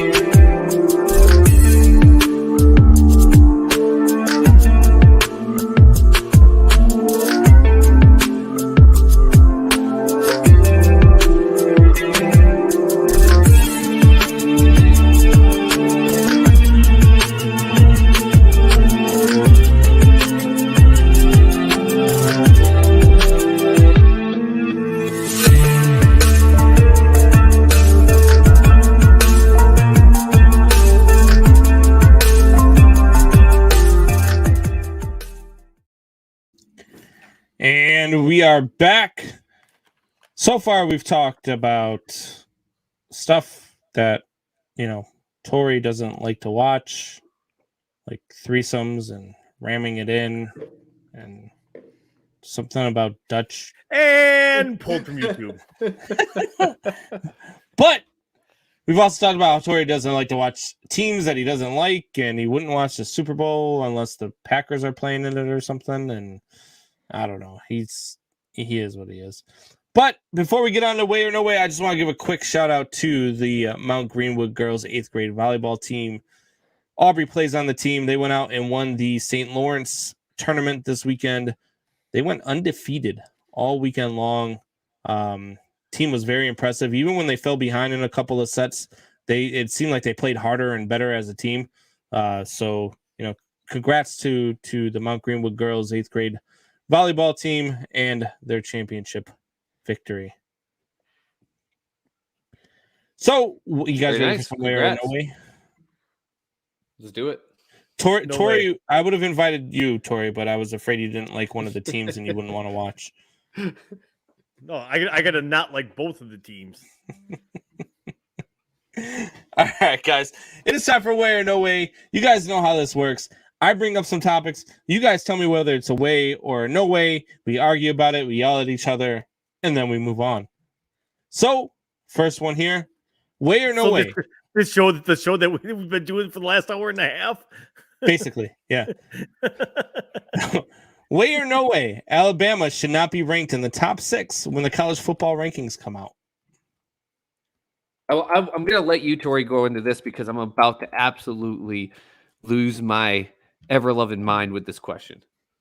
I'm going to go with way because there again, and we talked about this a few weeks ago, Alabama, it doesn't matter what Alabama, it's almost the same thing as Ohio State. They could lose to somebody, doesn't matter who, and if they're ranked number 2, they'll drop to like 6. But if it's, say, like, I'm going to use Buck's alma mater, I'm going to say Kansas State is having an amazing season, and they get up to rank number 2 in the country, and they lose to, Texas, who's not terrible, but not great. Texas sucks. Well, I was going to use Kansas, but because they're even worse. But say they lose. Kansas beat Texas. Trust me, Texas sucks. But if they lose that game, they're dropping out of the top 10. And it's the same, and it would be the same thing with like in Ohio State. If they were in play, they do. Alabama is that because Alabama brings money to the college football playoff because they bring that fan base and everything else. I swear to God, and this is why they need to do something about the way the system is set. However, I don't think they're one of the top 4 teams in college football. They lost to a mediocre Texas A&M team. They barely beat A&M team. They barely beat Auburn yesterday. And there again, any other team in the country, you barely beat a team that you should have knocked the living snot out of. You get penalized in the rankings unless your name is Oklahoma, Ohio State, or Alabama, or I'll even throw Georgia in there. And to a lesser extent, not really this year because they're terrible, Clemson. So I don't think they're there because they're good for business. They're not there because they are a top 4 college football team. Of course they're good for business. But you know what's also good for business? NCAA March Madness. And here's the thing. I'm so sick and tired of this one-way mindset when it comes to that. They're good for business, so they're there. Yeah, you want to know what statistics prove are the highest-rated NCAA March Madness games? The teams that upset the higher seeds and then go on. The continued games that the upset teams win and keep moving on are the highest-rated games. Fans drive more revenue seeing the teams that do the upset. So that's why they need to expand this to 8 teams. And if you're going to do this stupid crap with Alabama, it drives the revenue. Sure, they do. But you know who else will drive the revenue? When Cincinnati or a Southern Florida or a Boise State or one of these teams that get screwed year in and year out because they don't have a big name go into the playoffs and they beat in Alabama. Because guess what? That next game that they play, fans are going to tune into that game big time. They want to see the Cinderella win it. They want to see the team that isn't Alabama win it. And sure, you put the Alabama in there because they're the evil empire with it. But I mean, we don't have 8 teams. So when you're saying, okay, there's no 8 teams, it's 4 teams, to credit Bama in one small way, they don't make their own schedule outside of paying a Mercer or whoever the hell they paid to come in. Their schedule as an SEC team was garbage this year, but no one expected LSU to fall off the face of the earth. Miami and Florida were supposed to be better teams than they both were, but they played Miami, Mercer, Florida, Southern Miss, Mississippi, Texas A&M, who they lost to, who's barely hanging on top 25, Mississippi State, Tennessee, LSU, New Mexico State, Arkansas, who they barely beat, and they're very lucky that their quarterback had like a perfect game to do that. And then the Iron Bowl where they pulled it out, and if the Auburn running back went down on the ground on that run, that game's over, and they lose it 10-3. Like, how you can sit here as a committee, and I put it on Sports Soup. One of the commentators asked the other one, if Alabama loses this game and has 2 losses but wins the SEC championship, would you still put them in the playoffs? Not even trying to consider or weighing the options of all the other teams. They were like, oh yeah, absolutely. Because it would prove that that 2-loss team, that they're better. Literally no consideration for any of the other teams. And it's an absolute joke. And people are like, Cincinnati's not a real team. Cincinnati, people said that against Notre Dame. How did that work out for them? Notre Dame. They beat Notre Dame. Dame's only loss came to Cincinnati. Cincinnati has more impressive wins than Alabama. Michigan beat the crap out of Ohio State. And people are still arguing, even though finally the AP poll came out and Michigan was ahead of Alabama. People are still like, well, I mean, Alabama, it was already up there. That's the whole element of the preseason ranking needs to go away too. They need to let these freaking teams play into week 3 before you rank them, because once you're ranked up top, it's harder to knock you down as opposed to teams having to swim their way. And it's not only that, Supas, it's the fact that they take Alabama, right? And Alabama, so let's put Alabama aside for right now. Let's go earlier in the season when Notre Dame's playing Cincinnati, right? Number 8 versus number 9, okay? Cincinnati beats Notre Dame. Notre Dame drops all the way down to 14. 8 versus 9, so two top 10 teams playing each other. They knock Notre Dame down all the way down to 14. Cincinnati jumps up. Then you get Alabama, who loses to an unranked Texas A&M, who somehow finds themselves 2 weeks later ranked 13th. Go figure, right? And then they've lost 2 games since then even. But they lose to an unranked Texas A&M team, and they move from number 1 to number 5.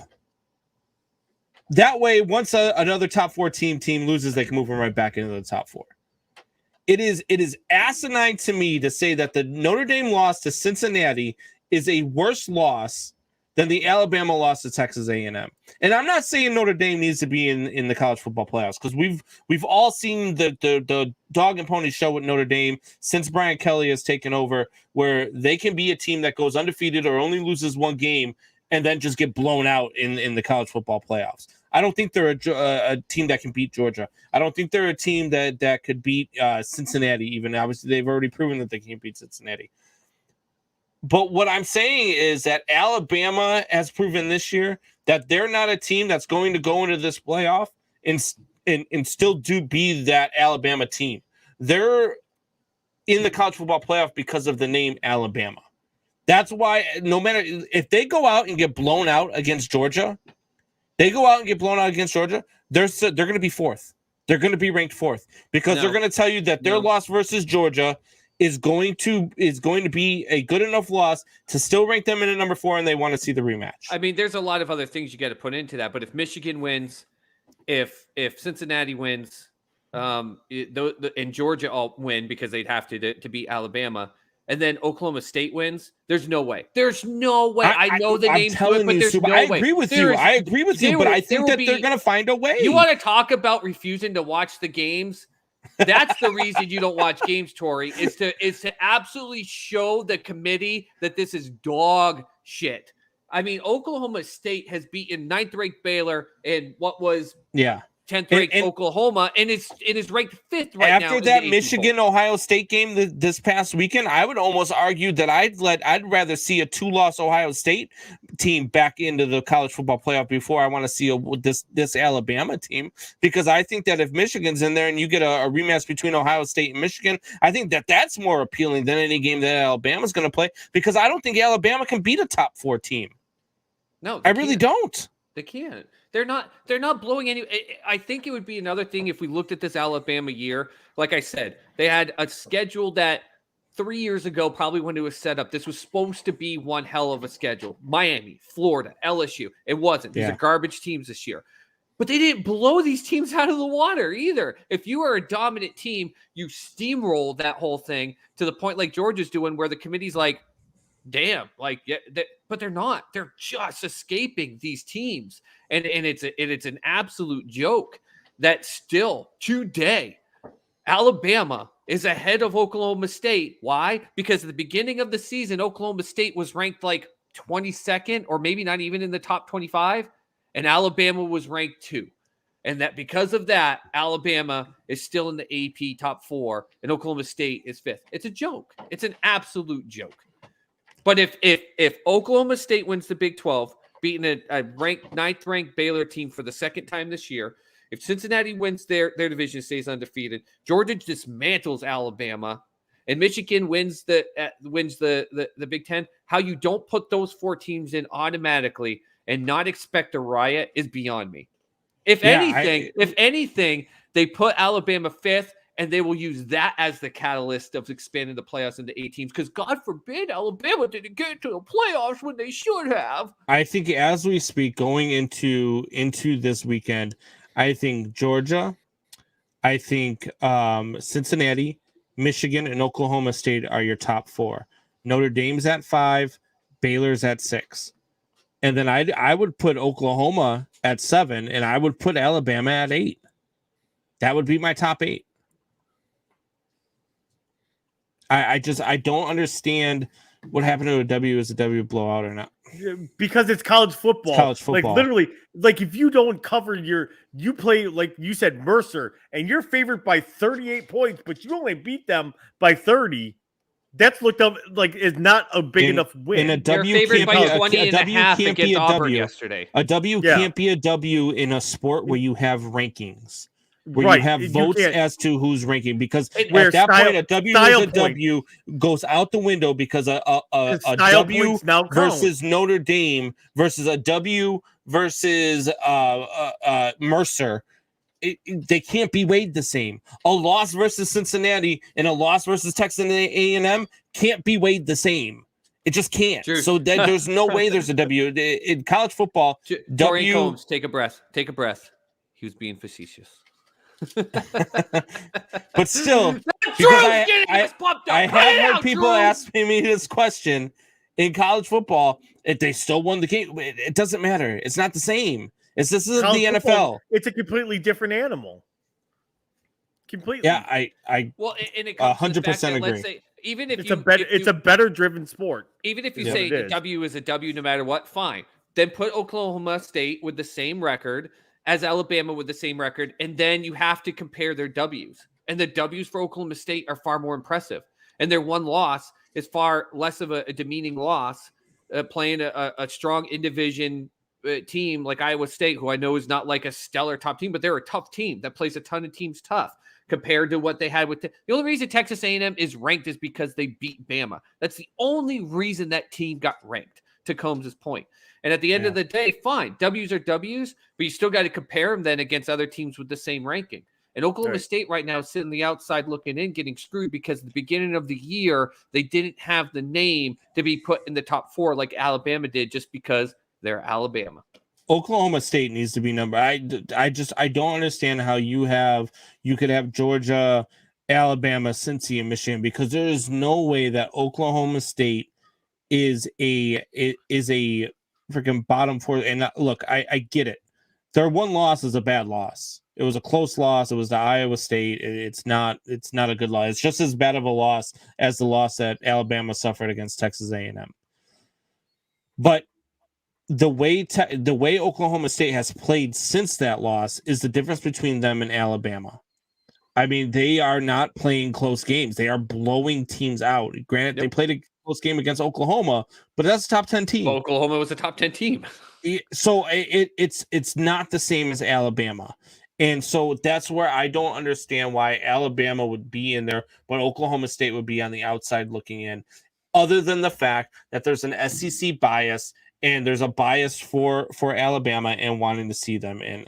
See, I don't think it's an SEC bias, but I do. I think an SEC bias for sure. There's an Alabama bias. I agree with you, Tori, more than the SEC bias. I think it's the Bama bias. It's the Bama bias because Bama is good for TV. It's good for ratings. It's good for money. And that's the big reason because of the legacy Bama has built. People don't remember when they went through that 20-year stretch where they weren't very good. You know, they had both the early mid 90s, they fell off, and they fell off for quite a while. You know? This is the comment of the night from our boy Rock. Here's the problem.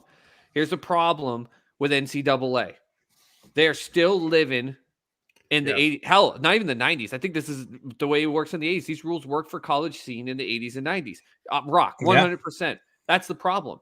And it's so crazy. It's always been a problem with college football. The vote in the rankings have always been. Remember when they used to vote on the national champion? Like it wasn't even a matter of who won it. They would vote for who was the champion. And I remember the year, I think it was 94, and I talk about it all the time. Notre Dame was so good that year.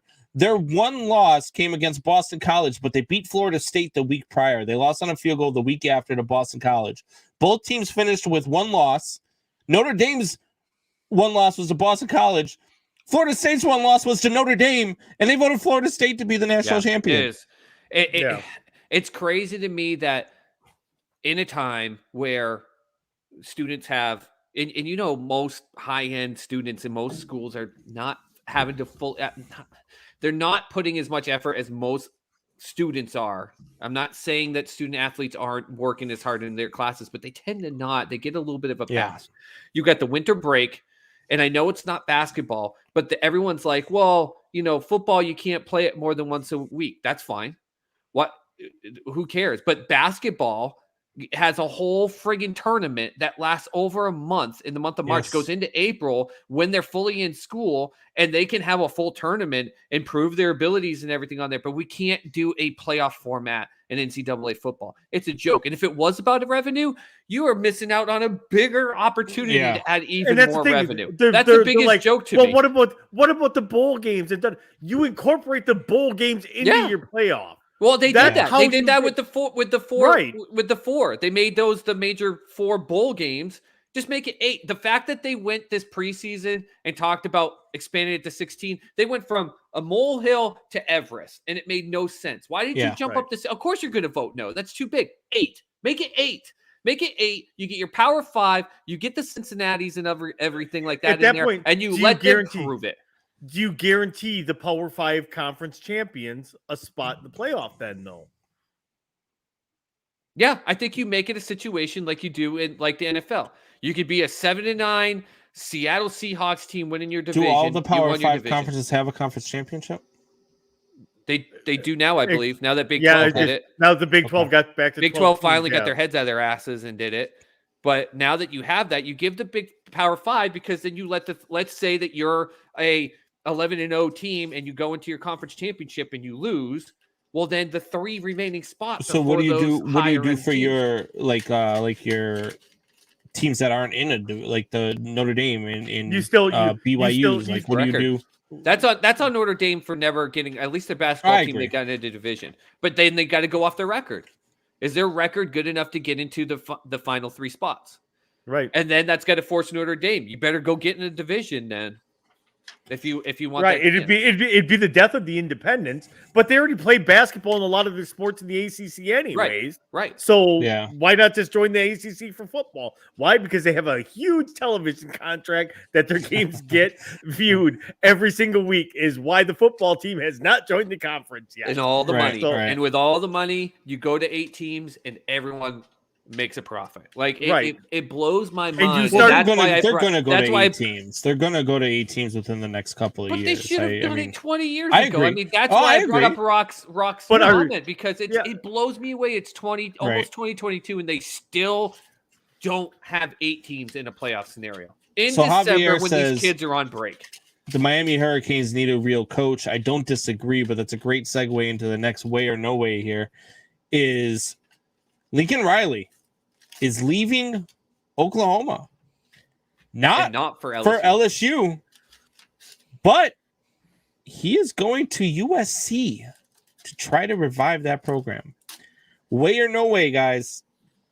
Lincoln Riley will revive the USC football program. I went first last time, Chad. Your turn. Okay, I'm gonna go way to start, and then no way long term. And here's why. He is. You've already got OU players tweeting that they're going. You know, coaches are going to go with him. When they announced that they were going to the SEC, I fully believe, and I'd go on a long rant, but I'm not going to do that. But I think that was when his decision was made. I think the LSU thing was a smokescreen. I think he did have something verbal with them, but he was doing it to drive the USC contract up to where him and his agent wanted it. He's already going to have players transferring. Spencer Rattler or Caleb Williams is going to transfer with them. I know Buck says that Spencer is going to go there. Rattler is going to go there. He's going to bring players that know him and know his system. And the only way to go is up right now. If he gets USC to only a 2-loss season next year, and in the Pac-12, which is not really that big, if he's got them going against Oregon next year, else. If he's going against Oregon in the championship game next year, that's an immediate success. But here's the thing.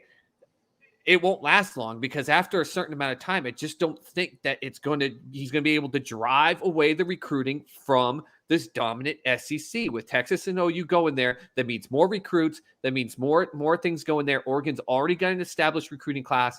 He's going to get some immediate impact.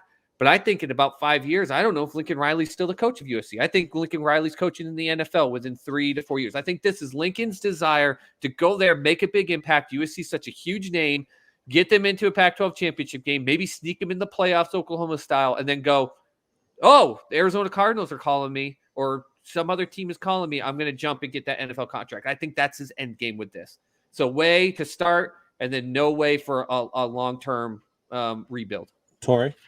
So I'm going to go way as well. And so speaking of the Arizona Cardinals, did you hear the name already being tossed around to replace Cliff Kingsbury to replace Lincoln Riley at Oklahoma? That's who Oklahoma wants. They've made it clear that's their number one focus. It doesn't mean Cliff's going to go for it, but they've let it leak out in reports.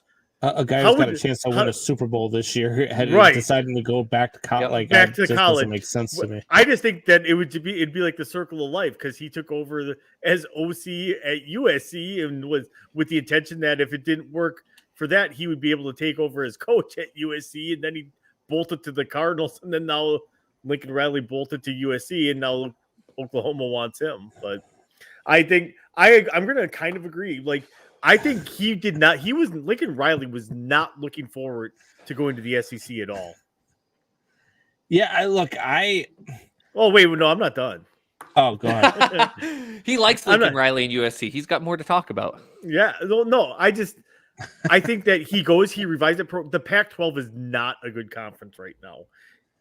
With the way he can recruit and the way he can develop, he can go, like you said, he will make a quick turnaround with USC and make them dominant again, and then bolt for his next opportunity. And I do think that helps bolster his NFL resume, even though the NFL has been calling for him for the last 3 to 4 years. I think it's more of a resume booster. It lines him up for any job. Like, say the NFL doesn't work out, it lines him up for basically any job he wants in college football to go back to the college game, and he can pick any school he wants to go to. So yeah, I think this is a great move for them, actually. I disagree. I don't think he's going to revive this program at all. Is he going to bring a lot of excitement this season? Sure, probably. You talk about bringing players with you. I know you had mentioned Spencer Rattler going with. Take Spencer Rattler. The guy he's not good. Spencer Rattler is just plain and simple, and he's proven it game in and game out that he's just not that damn good. And I know Buck's talking about, he might come out and he might go into the NFL draft. It'd be the dumbest thing that he could do. Spencer Rattler going to the NFL draft would be stupid on his part. It would be just the way you've played this year, you're going to get picked in the 6th round. The strategy, though, with how terrible it is, you're going to have – here's the only reason I kind of side with Buck. I don't think he will, but I think it might be a decision that's good for him because of how terrible this QB class is. There's going to be some desperate team that saw the flashes that Lincoln Riley and a lot of other people that put him on the Heisman ballot at the start of the season. They'll pay him. The Lions. They'll draft him and give him a rookie QB, and he'll live off of that rookie QB contract like Johnny Manziel the does Lions for the next 10, 15 number years. 1. Oh my God, Lions! We would have to have our boy back on here. Luke G would have to come on if that happened because we would have to talk. We would have to save him from something. Javier with a super sticker. Thank you, Javier. $2 super sticker there. It's like I said. I think if Spencer Rattler goes, he gets the Matt Barkley treatment. Somebody will take him in the 2nd or 3rd round and be like, I really think that this kid can be a really good NFL quarterback. But that's why and then he bounces all around the league for the next 10 years, as a journeyman. Yeah. Or I don't know who put it in the comments earlier about the NIL. I popped it up. If he transfers to USC, all the hype. Think about right now USC, the Trojans, the fan bases and the boosters and everything. They're thinking, oh my God, we got Lincoln Riley. It's time to get out of this gutter position. If Lincoln Riley says, listen, I didn't get the chance to develop Spencer Rattler, the fan base in Oklahoma, they're demanding excellence, everything. I know what he can do. That's why I got him from Arizona to be on the Sooners. I almost bet they'd be like, great, let's do it. And you got now California money rolling into him. That's the only difference. The NIL might give him that full reason, but I just see a Johnny Manziel effect if he goes to the NFL. He's going to get a nice contract just to party on a boat with for the next 10, 15 years because he will walk into the NFL and just aren't very good. You got Lamar Jackson and Baker Mayfield trading interceptions here in a 6-3 game heading into halftime. What a barn burner we have on Sunday Night Football. I expected a tight, close game with these two. Anytime you get the in-division, except for Cincinnati, who decides they're just going to blow out their in-division games rivals. But this is beyond. I mean, that throw by Lamar, who just threw the pick, that was garbage. That has nothing to do with the Browns being your in-division opponent. That was just straight garbage. Both of them have made some really bad throws. Oh yeah, this is bad. This isn't a rivalry. Baker trying to make a play and then just dropping the ball too. What was the over/under on this game? I don't know, but the under's looking real good about. Yep, exactly. Tori, why are you watching this game? Which team do you like? Tori, it doesn't matter. They're the lovable losers. We are out of time. Man Hour Nation, rise up.